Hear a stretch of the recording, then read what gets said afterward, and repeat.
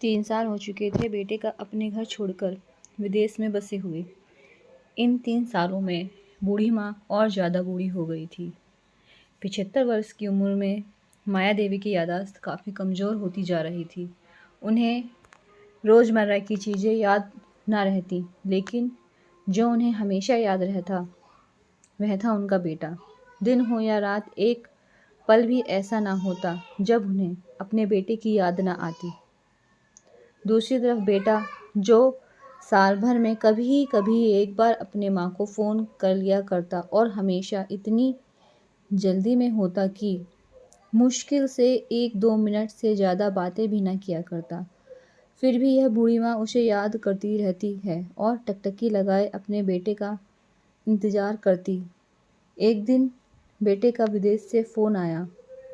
Hello hello, सुन रही हो ना माँ? विमल बोल रहा हूँ, तुम्हारा बेटा। कैसी हो माँ? माँ खिल उठी। मैं ठीक हूँ बेटा। तुम, बहू और मेरा पोता कैसा है? माँ ने पूछा। सब अच्छे हैं माँ, बेटे ने कहा। मैं अगले हफ्ते आ रहा हूँ माँ, तुम्हें लेने। अब हम सब साथ में ही लंदन में रहेंगे माँ।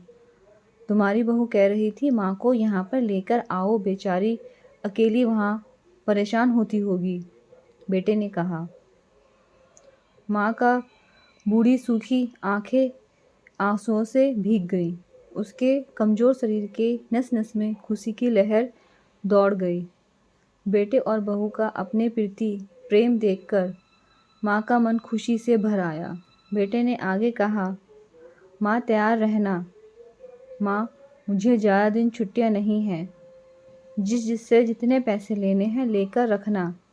तब तक मैं प्रॉपर्टी डीलर से बात कर रहा हूँ। घर के लिए? माँ ने पूछा। हाँ माँ, गांव का घर हम बेच देना पड़ेगा। अब हम साथ में ही रहने वाले हैं तो वहाँ पर घर रखने का कोई मतलब नहीं है, माँ बेटे ने कहा। बुढ़ापे की वजह से ठीक से चलने में असक्षम माँ ने पूरे मोहल्ले में घूम घूम कर अपनी इस खुशखबरी को सबको सुनाया।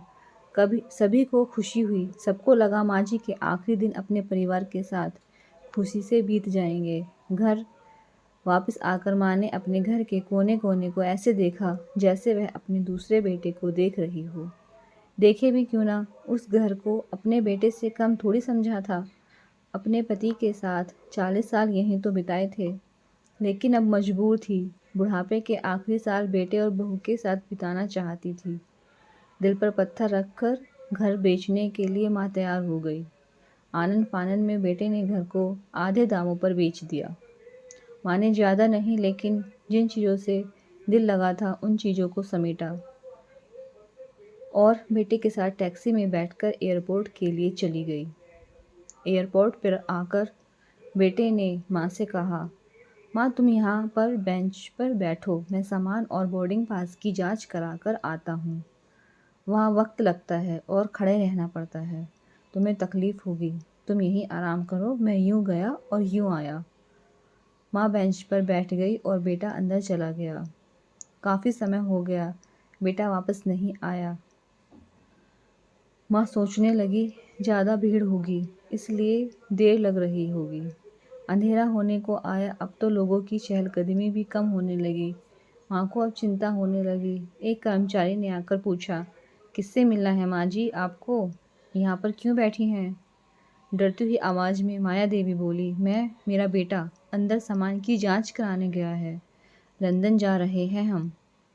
क्या नाम है माँ जी आपके बेटे का? कर्मचारी ने पूछा। विमल नाम है मेरे बेटे का, माया देवी ने बताया। कर्मचारी अंदर गया और थोड़ी देर बाद बाहर लौटा।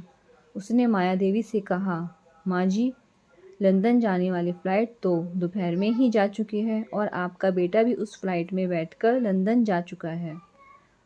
अब आपके यहाँ बैठने का कोई मतलब नहीं है, आप भी अपने घर चली जाइए। क्या जा चुका है और मैं घर जाऊँ?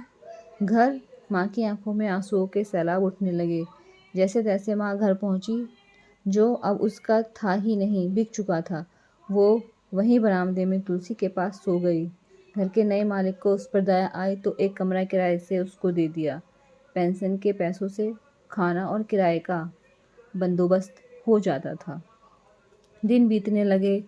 कुछ दिनों बाद घर के नए मालिक ने मायादेवी से कहा, माँ जी, आप अपने रिश्तेदार के यहाँ पर जाकर क्यों नहीं रहती हैं?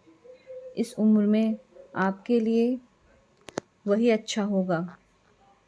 अच्छा तो होगा, लेकिन अगर मेरा बेटा वापस आया तो उसका ख्याल कौन रखेगा?